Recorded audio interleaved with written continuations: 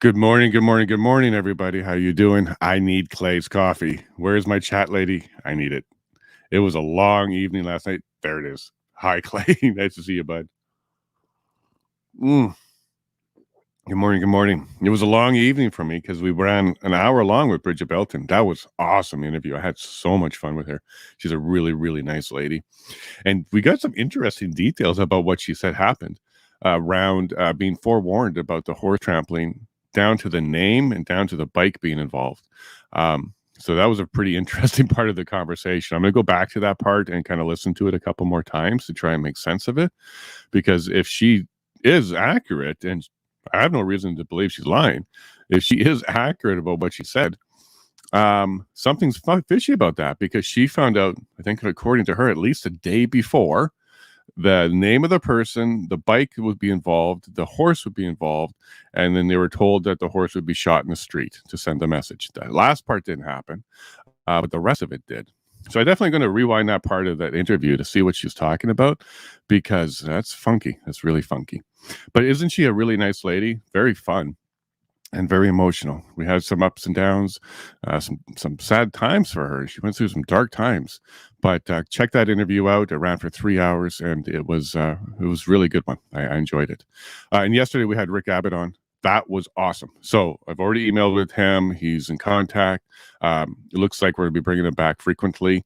He's going to keep an eye on it, maybe watch our show some more, catch up on the previous ones, and start looking into it himself. Because he's like most people. He didn't know much about the events at all, that the men are still in jail or anything like that. Well, sorry, Paula, the picture of the men is missing.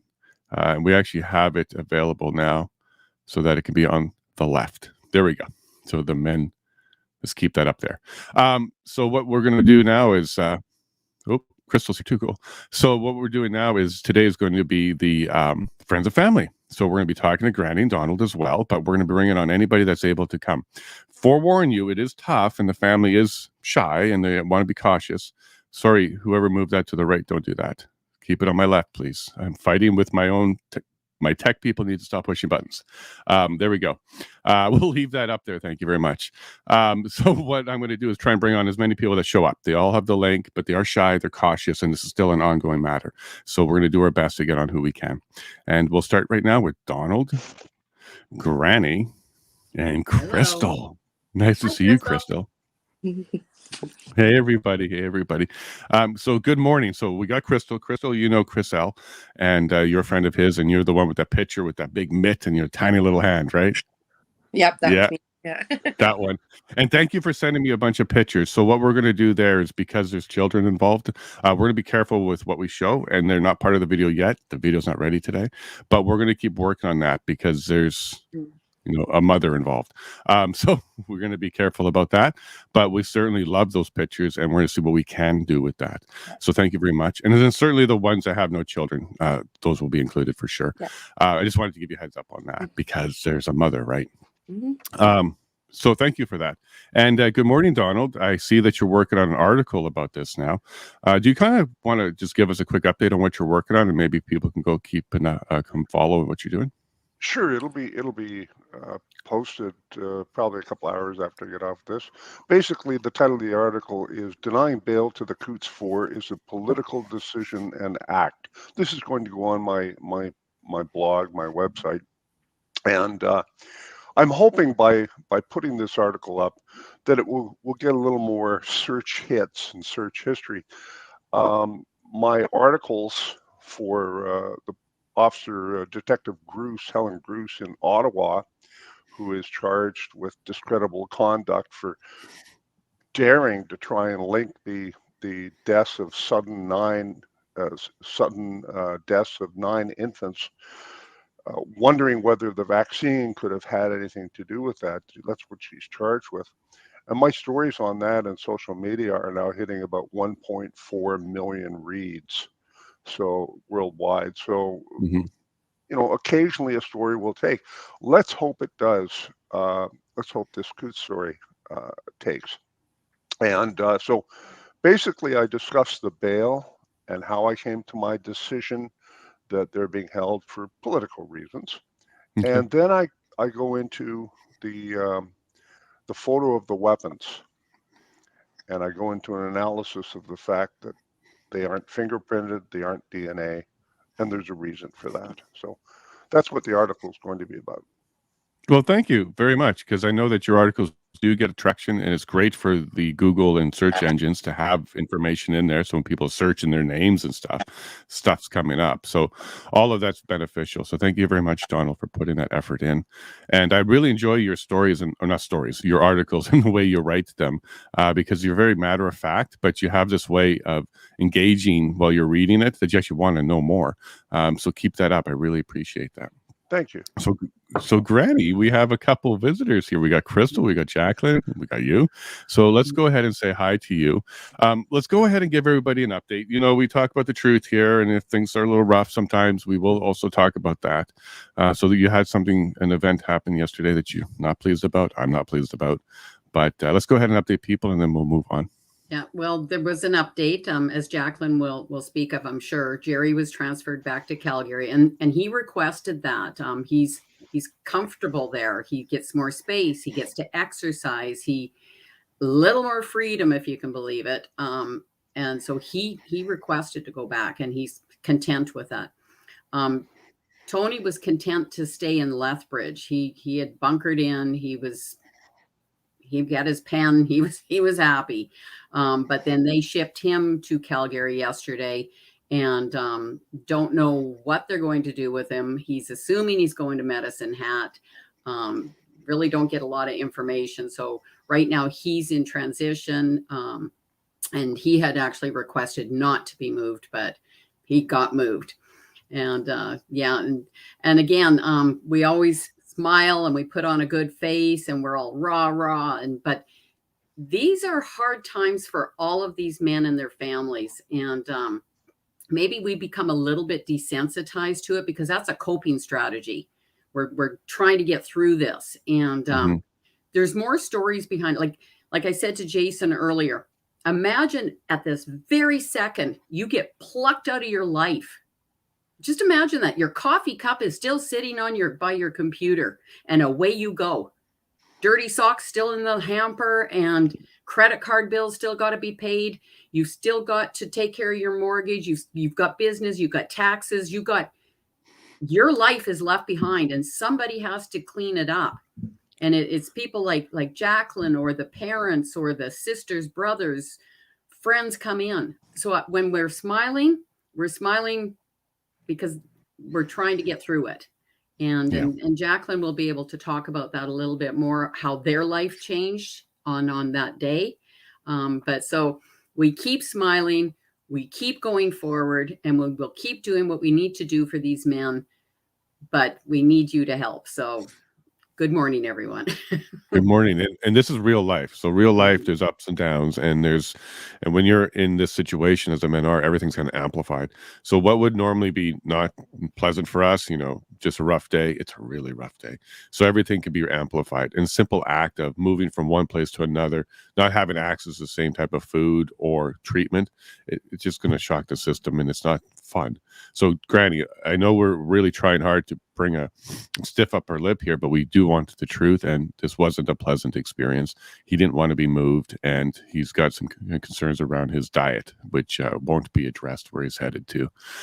So that hurt the heart a bit last night. So thank you for sharing that. But we have ups and downs. This is a family, right? So there's going to be things that are not great, and but that's the truth. So thank you for sharing that, Granny. Jaclyne, I'm going to bring you on next because Granny mentioned you, and this is also about Jerry. So Jerry got moved up to Calgary. Yeah, Jerry's happy about that. Okay. He's solitary confinement, like Donald's talked about, is definitely not a place for anyone. I wouldn't want to put my dog there, honestly. And it's extra tough on Jerry. Jerry's an ADHD fella, so he has a lot of energy. And for anyone who has ADHD knows that when you can't expend that energy in a healthy way, it becomes anxiety. And anxiety is obviously a very uncomfortable situation to be in.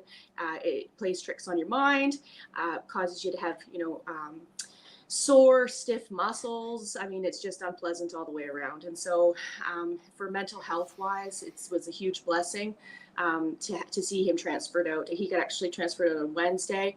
I spoke to him last night and he's in much better spirits. I got a full workout yesterday. As much as it saddens me, he's back with his friends. I hate to say, it's such a weird situation. He's way more graceful about it than I am. I call these people as unfortunate roommates. And, Okay.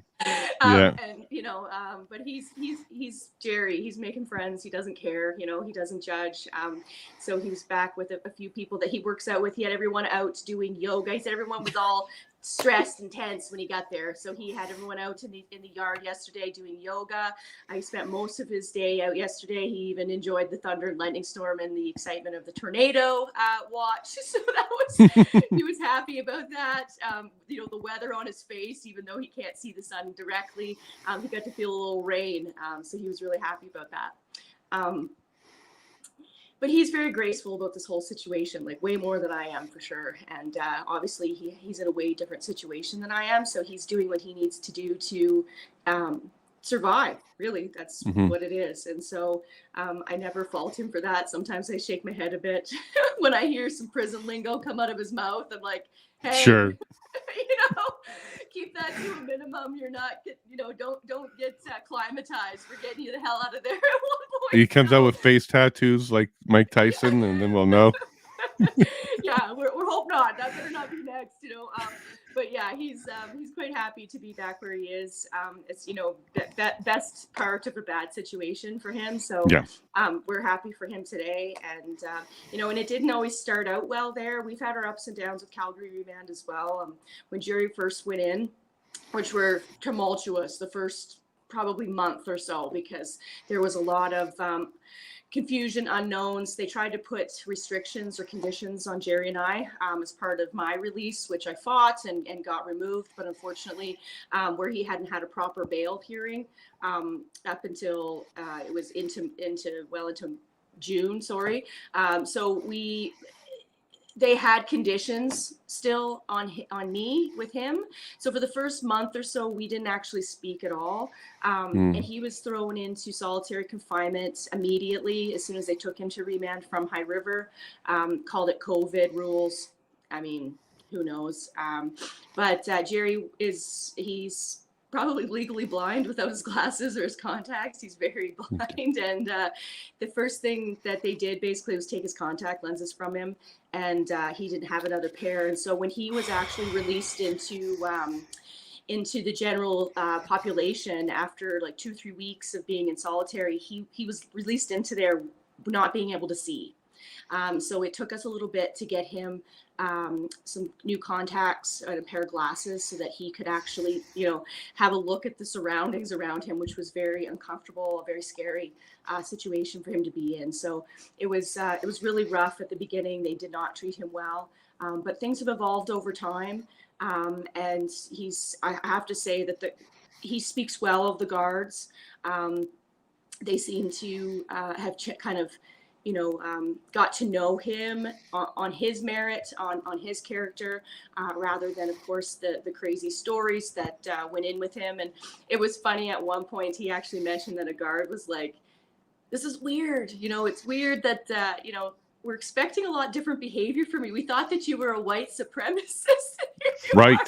Well, they had the narrative.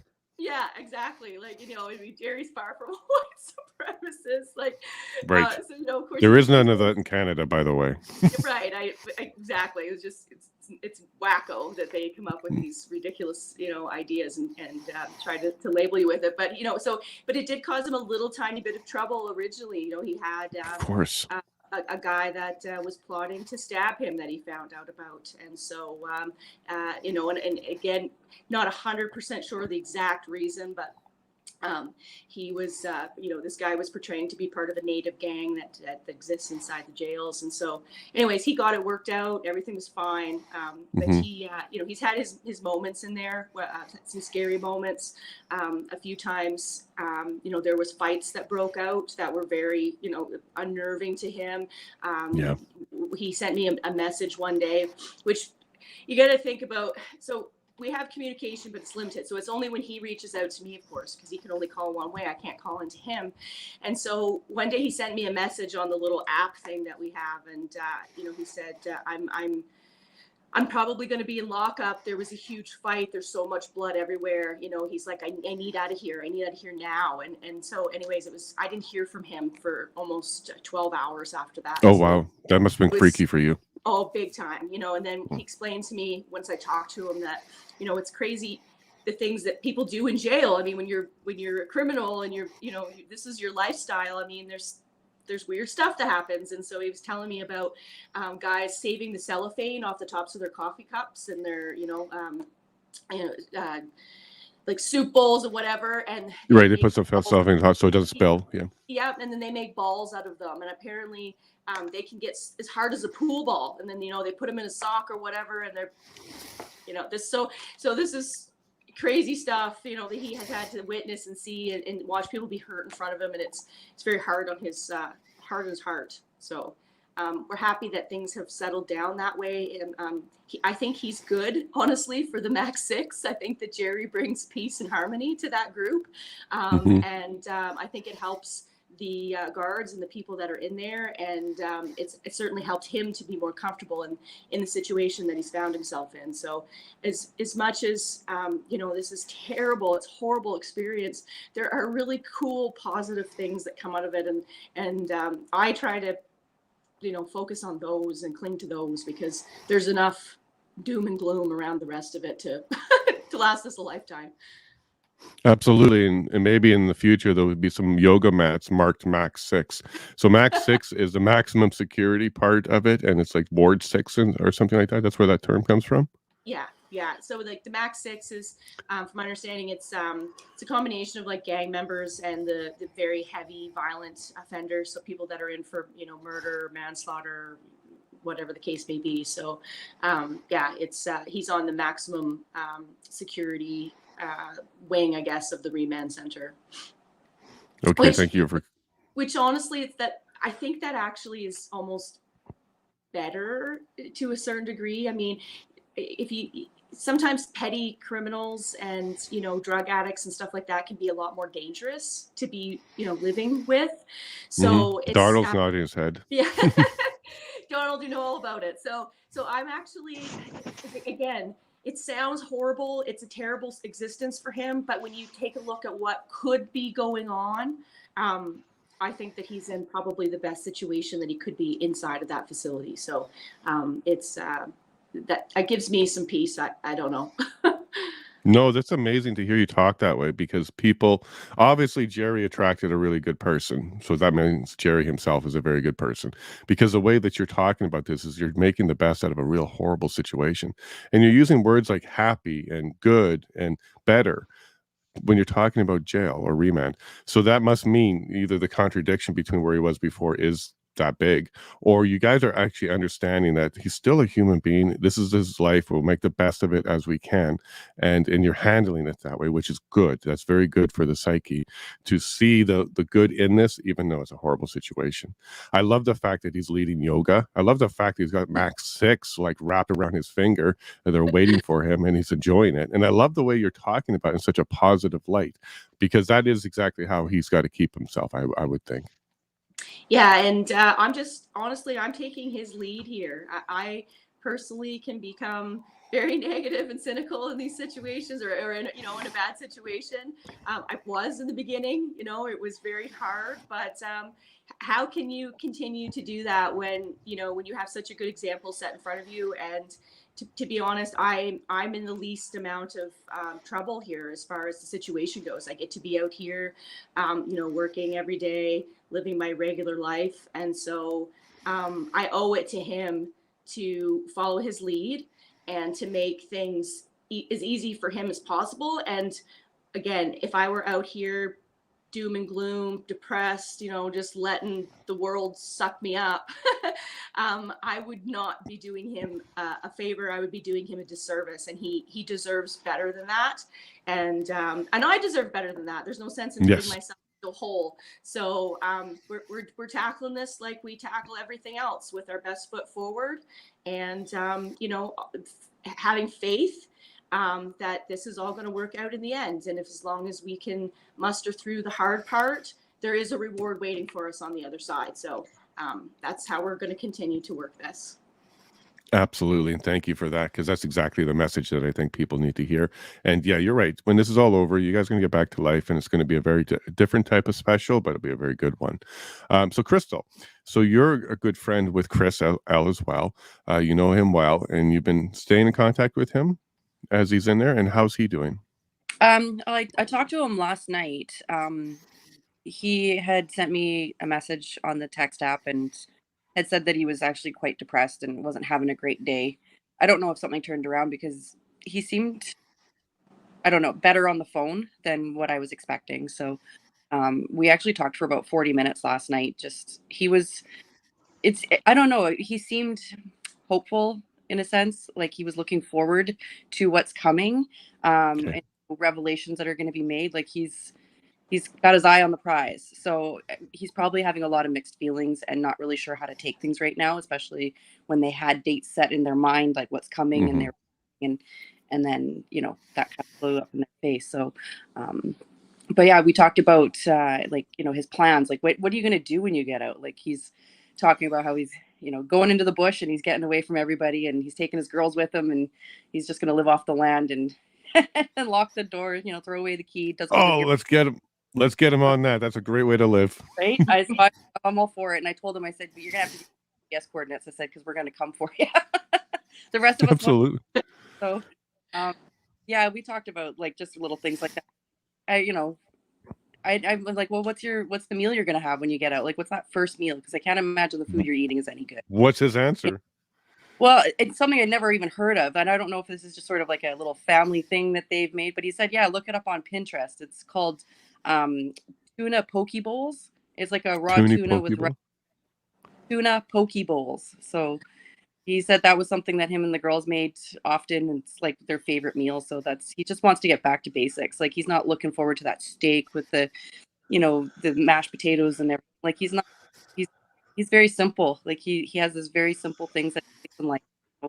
He grew up, he said he didn't have a lot of friends. He spent lots of time with his family, his cousin, playing hockey and, just camping, exploring the bush, just, being boys. And, and then he said even growing up, he didn't have a whole lot of friends. So, he's content to just go back to his simple, quiet life and just be left alone. Like he doesn't want the limelight. He wasn't doing anything for fame or fortune. Like, so this is a lot for him. So.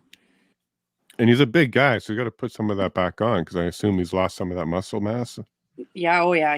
Anything that's coming back now is not good healthy weight. So, which is also not good for his knees, which also was another conversation we had. I told him he needs to go to Mexico and get some stem cell injections, because apparently that helps. So. Yeah, we got to get him down there then, enjoy some sun. And I don't know if they have tuna poke balls down there, but maybe he can make some. Yeah, and Granny, you were kind of nodding. Do you know what those are? Tuna poke balls? I've heard Chris talk about them before. Chris talks a lot about his girls. Everything revolves around his girls. In fact, I told him when eventually all of us end up living in a cave somewhere, I would like to have them as my neighbors, because I swear his girls could skin a deer and cook it.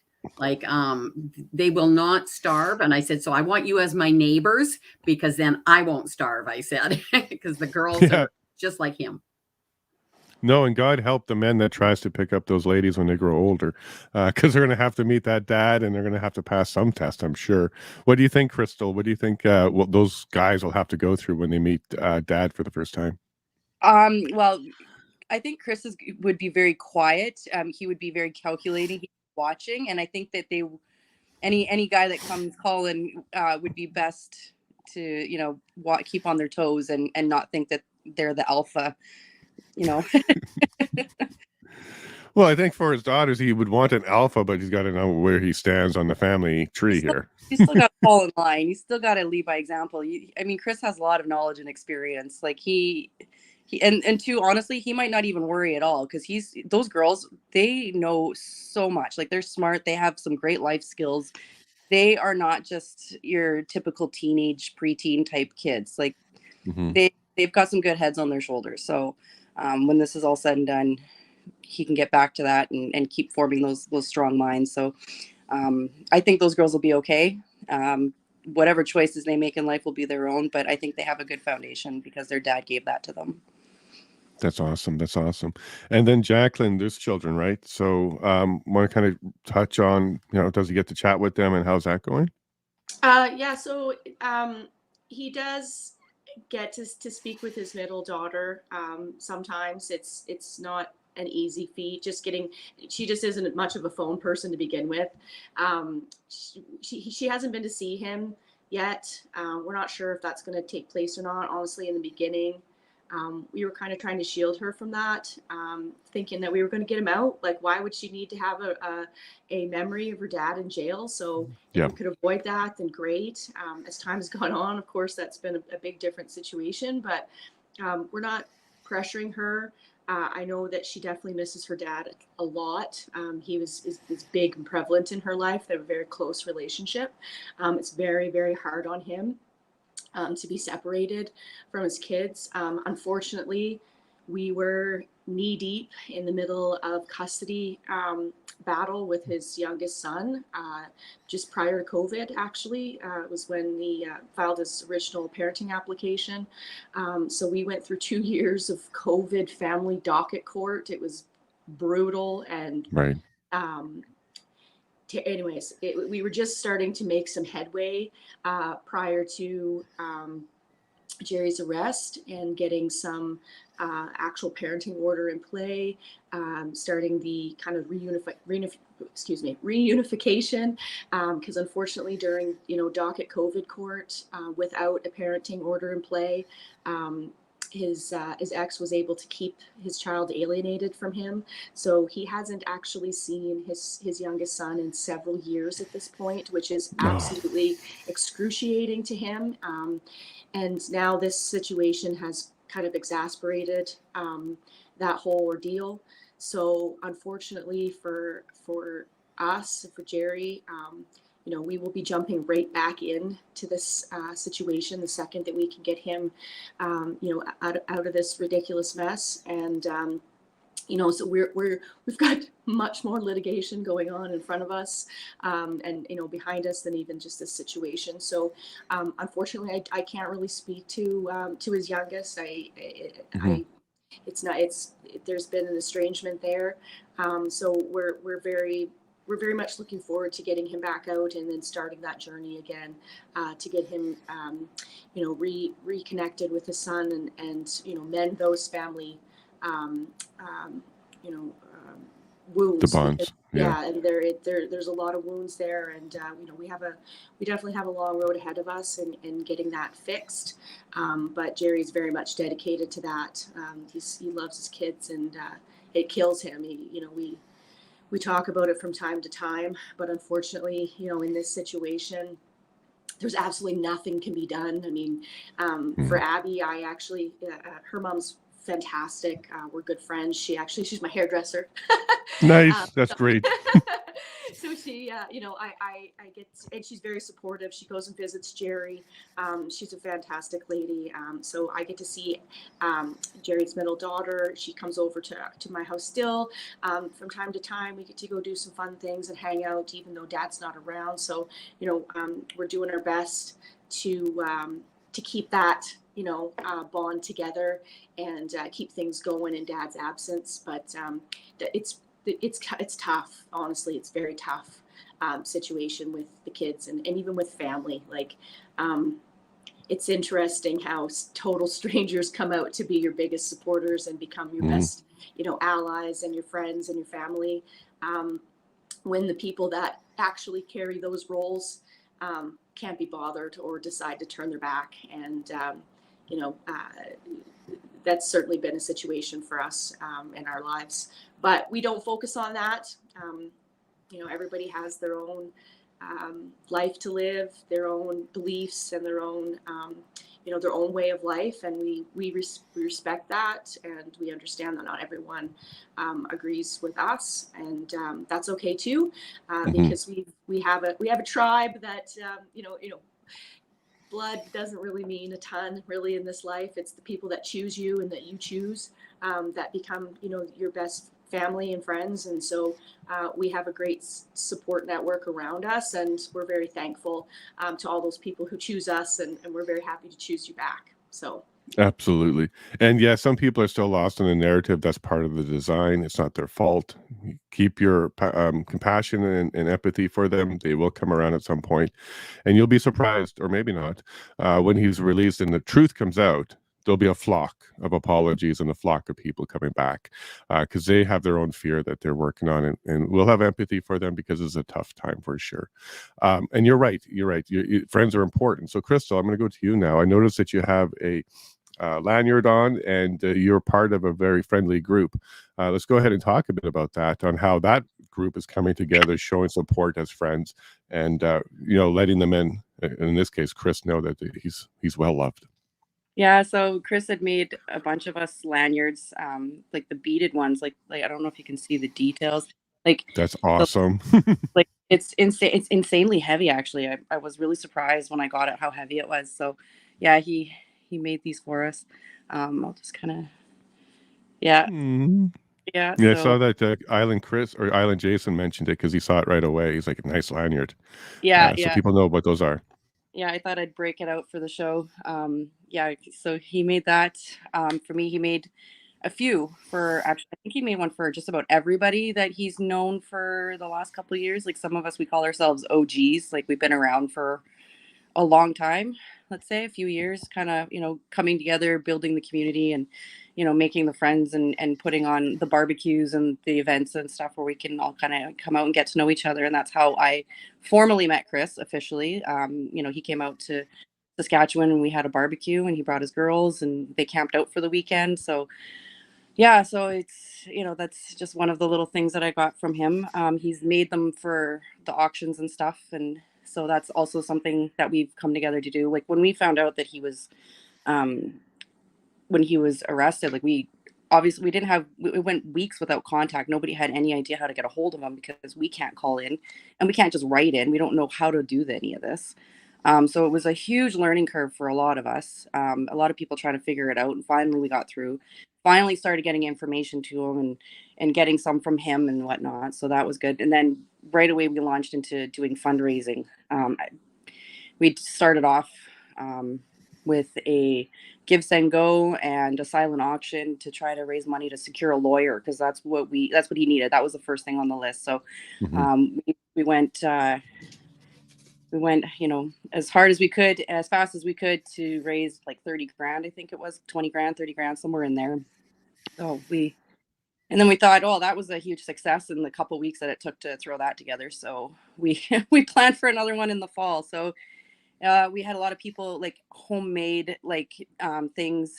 One guy had been collecting antlers, from all of his hunting trips, and these were his favorite pieces that he had found out in the bush. And he created this huge,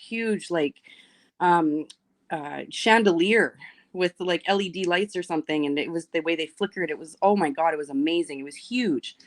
We had people making, like, everybody has a specialty craft. Like the community is full of people that are very, very skilled. Like we're not all just, intellectuals. Yeah. We all work with our hands to some degree, or when we apply the knowledge that we have. And so there's lots of skills, lots of crafts, lots of trades.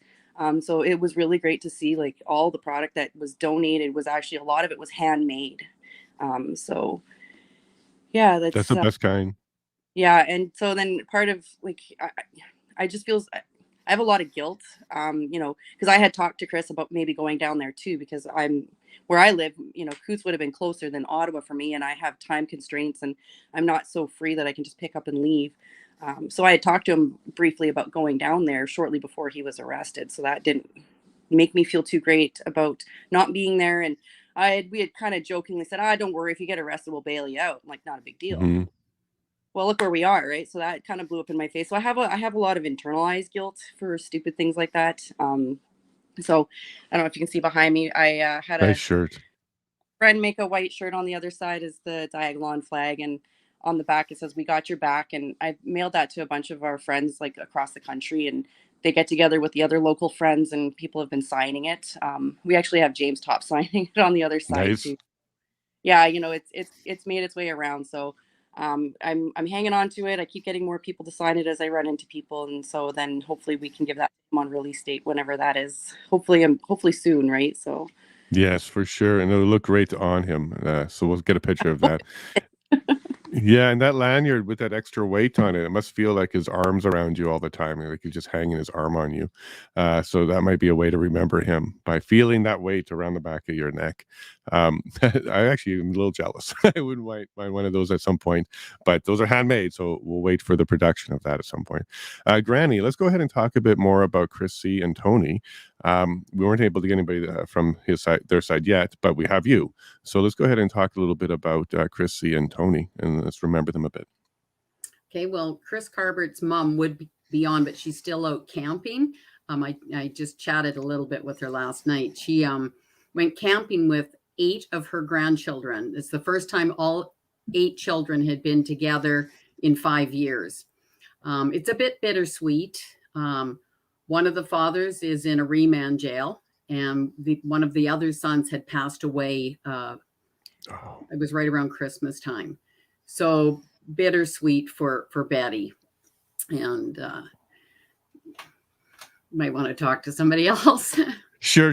Yeah, sorry about that. Yeah, so bittersweet for Betty. And Don, I'm actually going to jump to you for a bit because you're into this. You don't have any family, but you know what it's like to be in there. So hearing these messages from family, even when they're bittersweet, and then sometimes it's the excitement of moving back to Max 6. Can you explain to us a little bit what that would feel like and how that helps their spirits grow? Sorry, Donald, I got you muted here, buddy. There you go. You're good. Yeah. Okay. First of all, so many of the things that our friends are talking about here this morning, I just nod my head because, yes, I experienced them. You know, on the bad side, the deprivation of all normal things, of knowing what's going to happen. I remember when I was in solitary and they moved me from one solitary cell to another. And from that second cell, I could see a clock. Oh my, to have some idea of time, except, you know, the sun setting outside the window. And there was a groundhog in the yard out that I could see through my little narrow window. And that groundhog was my friend. And so small things mean an awful lot when you're deprived of things. And family coming and you hear from them, yes, it's wonderful. At the same time, you don't want your children to see you like this. And I absolutely said, no, I don't want my family coming to see me. I mean, look, I was on the other hand, I was only in for 63 days. So, okay, I understand that. I was most interested to hear that when they arrived, people thought they might be white supremacists because that was the story. And I'll tell you, there is, and the guards facilitate it sometimes. They really do. But it's a community. It's a network. It knows what's going on. It knows when you're getting remanded. It knows when you're coming back. It knew I was an ex-copper before I even arrived. They knew an ex-copper was coming. So all of these things are known. It's impossible living in close quarters like that to keep secrets. And yet, look what happened. You see, people gravitate to these men, or I think a few we heard, because they're just good, decent people, family men and decent people. And let's face it, folks, the prisons are full of people who sometimes are not good, decent people. There's a lot of tough people in there, and there's a lot of career criminals in there. But when they see someone who is decent at their heart, they sense it, and they're attracted to that because it's normalcy. It's someone who maybe cares about them, who's not a criminal, who's not maybe looking for an angle or something. Right. And there's a whole psychology to this, but also the guards. I heard, I think a couple of shows ago, that the guards found out what they were really all about and started treating them differently and with respect and with different than the other the other prisoners. I think we heard that in one case a few We at shows least got ago. sandwiches. They got sandwiches instead of bad ones, and the guards were showing a little bit more respect with that platter. I remember that Right. part. So people recognize the goodness in these men, and that's what I get from listening to the stories here, and that gives me a great optimism because, well, it's tough in there, but it's much better to be a good person and recognized. It goes easier on you when the rest of the inmates rather have them think, know you have a good heart than you're a white supremacist. Right. So Right. I think Absolutely. that's good. It's very very heartening to hear that. Yeah, and it's a good indicator of exactly who these men are, because the guards, they see all types, they see them all. So when somebody's kind of a little bit different, this is not what we were expecting. We were expecting, what the movies show with the swastika tattoos and the tear tattoos and all that stuff. No, these are guys that know how to handle cattle, and guys that know how to hunt, and guys that know how to live in Alberta. This is what you got here. Granny, we're going to bring you back on because I guess you got a couple items from Chris C and Chris L, and we'll continue the journey of Chris C and Chris L. And Okay, Tony. I'm all okay now. I have my moments. Okay, we all do. We're a family. So back in April, we put a huge fundraiser on just east of Olds, and the guys got creative. Like Jerry does dream catcher necklaces, and in fact, I've got one over there. I should have grabbed it. And then I said to Chris C, I said, "What can you do?" And he says, "Come on, you got to get in there. They're showing you up. What can you do?" Well, I could try painting, and so they have these kits you can buy, and it's paint by number. Well, I'll tell you, my paint by number would not look even close to this. So there was a lady from Ontario. She bought 3 items. She bought a painting from Chris C, a lanyard from Chris L, and a dream catcher from Jerry. She spent $1,500. Oh, wow. Oh, wow, Well is done. right. Yeah. So this is like, oh, wow. Yeah. That's a paint by number. And that's beyond amazing. And so I posted it, and some people go, "Well, that's paint by number." I'm thinking, get at her and show me how good you are. Like, no kidding. That's fine. Oh, wow. Who's gonna win, the wolf or the bear? Yeah. And then he just recently did. Oh, wow. Can we poster these? Can we turn these into posters? Yeah, I think people would want that. Oh my, that's gorgeous. That's a dream catcher. And the positive energy behind it, like it's helping him, like, right? So he's been a busy boy. Oops, you gotta turn it a couple wrong more. Way, yeah. Wrong way. There we go. Yeah. The Americans won't be happy with that upside down eagle. That's gorgeous. So he's been busy. So the other day at court, his mom Betty comes up to me, and Betty and I have become good friends, just like Jaclyne and Tessie and all the girls and Mike, and we become a big family. Well, she hands me this. Super Granny. And it's got my name on the back. Margaret Mackay. Unbelievable. I was just like, oh my gosh, like mine forever, hey? And then I kept this one from the auction. I didn't keep it. I bid on it. I don't even know what it means. Maybe Donald and everybody, like, I know it means something with court. Let me look that up. Yeah, put that in the text. Always just. Yeah. So I kept that one for myself. I bid on it. And then this one has to go to the lady in Ontario. FYMM. We love that one, don't we, Chrystal? Yeah, and then he's got these. That's great. And those huge hands, like doing all this. I'm just going to hang on. I want to grab Jerry's. Sure. While she's doing that, Chrystal, you like that FYMM. I'm not sure if everybody knows what that means. It's a F you make me. And it's a bit of a slogan for people that want to stand their ground meekly, because they want to make sure that they stay intelligent but strong. So I love that saying, FU or FYMM. And I had to ask Chris, and it's funny because I'm a 61-year-old grandmother. So I do get a sense of a little bit of respect from people. And so when I asked Chris, I said, what do these letters mean? And he's politely trying to tell me, right? Yeah, yeah. Well, it means it's a family. So people that understands what that means, if you see it on a hat, you see it in a profile picture, that means it's somebody who's a And family. that's tiny lettering. So this is what Jerry makes. Oh, Jerry, you go. And he tears, I think, Jaclyne, he tears apart sheets or something to do You want to this. talk about that? Yeah. Yeah, it's so I thought that there was some sort of a craft room or whatever similar to Lethbridge, but he tells me no. So Jerry and his daughter took a little craft class a while back during the summer when they were out on their adventures and learned how to make dream catchers. So he just knows how to do it, and so all the dream catchers that he's made, he's actually just scavenged the materials to do so. So it's been, sometimes it is old bed sheets ripped up.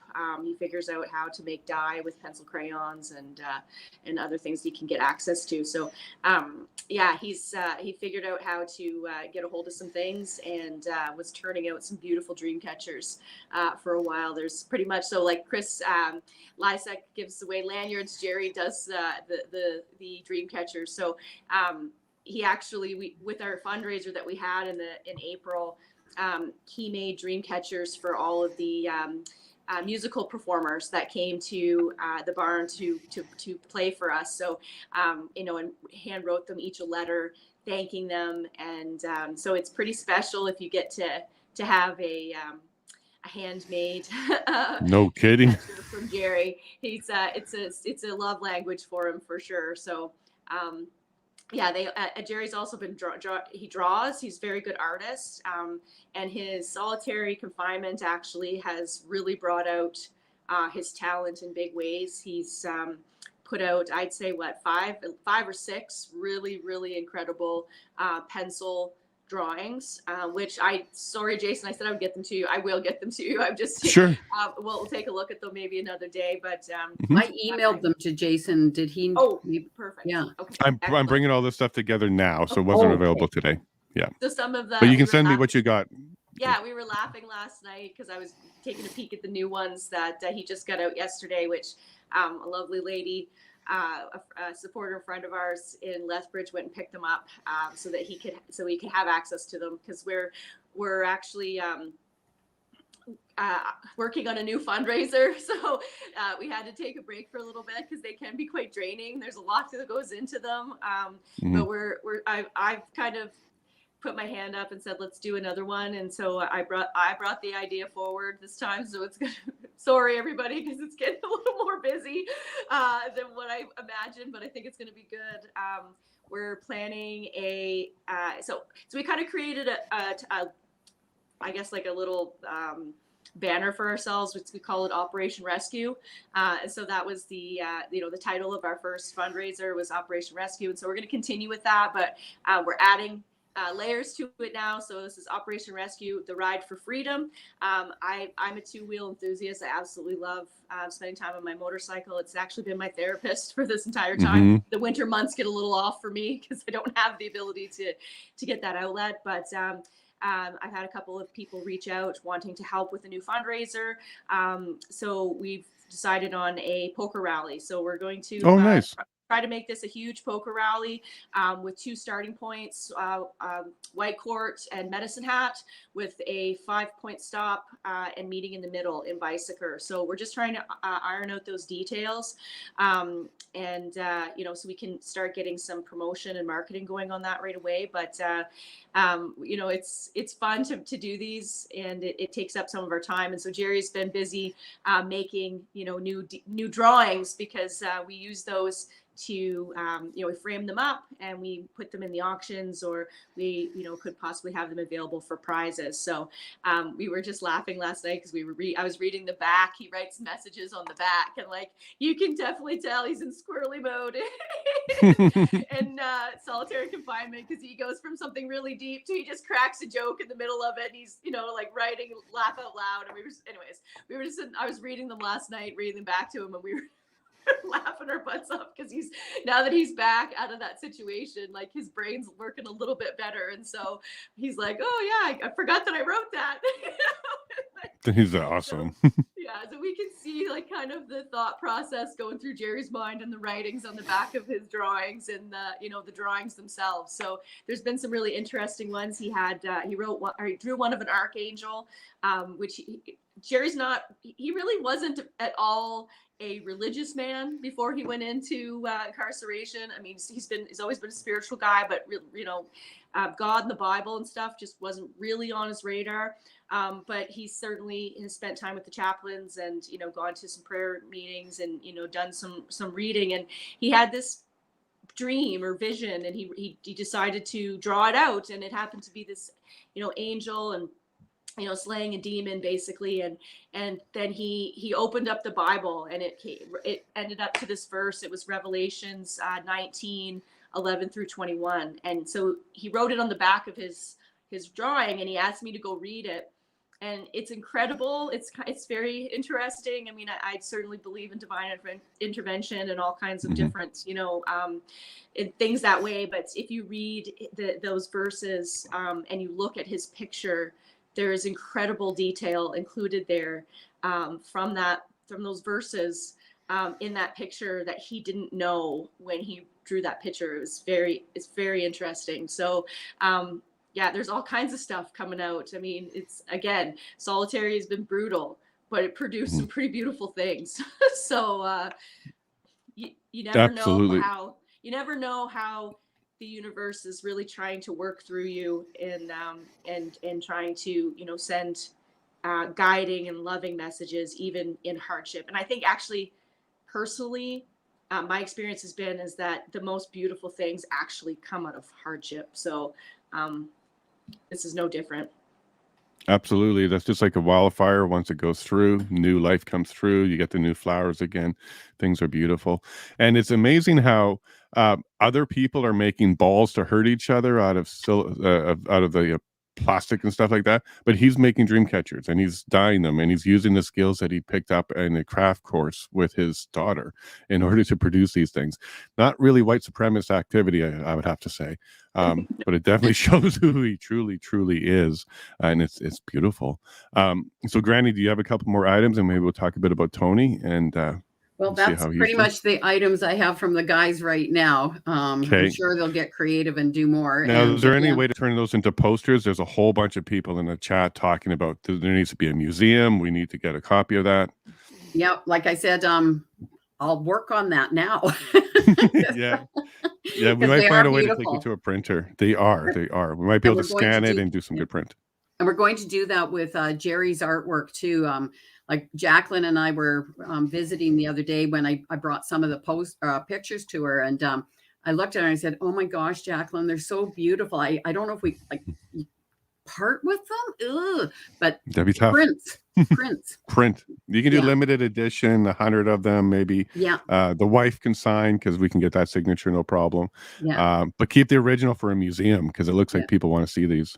Because they are special, and like they're an extension of Jerry, so they're beautiful. And so Tony, he ended up in Medicine Hat. There's no hobby room of any form. He had a pen and a Bible, and where Tony went was he said he always wanted to read the Bible, but he didn't have time because he's a workaholic.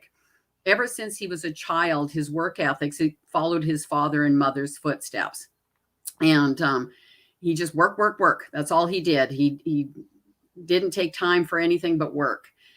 But when he ended up in the remand, he found time. So he started reading the Bible, and he did do the Bible study in Lethbridge with Chris C for a while. And then he kind of extended it a little bit to Medicine Hat. I'm not sure to what degree. He did speak about some Bible study there. But all he had was the Bible and his pen. So Tony's known as the writer. I've received so many messages. I got a letter from Tony today. Everybody's sharing Tony's letters. Tony, he's a talker, and it comes out in his pen. And he can write for pages. He puts little hearts all over it. He's just known. He's the social butterfly with a pen right now from the remand. And he's brought a lot of the country together through his writing. He's got like pen pals everywhere. And some of the the guys will actually phone people back. They put their phone number into the letter, and then the guys will phone them back. So That's awesome. yeah, so Tony's become that. He wrote a prayer, and it was auctioned off at there was a Yellowstone field or something. I can't remember what it's called. It's outside of Onaway. Anyhow, they had a fundraiser. They raised, I think it was close to $8,000 in like 3 hours. Wow. It was unbelievable. When people come together, they really come together. So I'll post this prayer on my Facebook page because it's quite lengthy. Well, you can't see it, but it's quite lengthy. It would take me a while to read it, and we have a while, and we can end with that if you want, because I've read it. It is a powerful prayer. How about you read it? Okay. Well, what I can do is I got to go get a copy because I'm not at the computer that has that. But I can keep you talking, and I'll try and do that right now. Okay. Yeah, because it's like he started off like he sends stuff. Like I said, I've got many letters. It starts off, "Good day to you, Margaret. I hope you're doing well. If you could please share my love to the people by sharing my prayer to the people. Thank you." And honestly, he's connected with so many people that he's become the pen pal of Canada, I'm sure. And people are actually writing him from the Netherlands and to Jerry and Chris, but they can't write the people back internationally. They can't write down to the States. They can't send anything out of Canada, but they can send letters back within Canada. And I always say there's rules. Jerry and Tony get a little more leeway with Medicine Hat and Calgary remand. Chris and Lethbridge, things are a little bit stricter. So I always say, keep it generic. White envelope, white paper, no labels, no stickers, blue or black ink, not a gel pen. Because hundreds of letters have not been received by Chris, and they have received well over 600 letters. They actually jammed the Lethbridge mailroom, and Chris had to go up and sort mail because it got jammed. So I think we need pretty soon as we know where Tony's going to be, I think he's going back to Medicine Hat. As soon as we know where he is, I think we need to do another mail convoy and get a surge going out there again. And we'll get on that. But have you got it now there, Jason? Yeah, it's popping up right now. Oh, and what I'll do is I'll put Jaclyne and then Chrystal on again, and then I'll close with the prayer. Okay. I think it would be fitting. Yeah. So we'll go to Chrystal next and kind of say goodbye and say a message to Chris as well. And then we'll wrap up.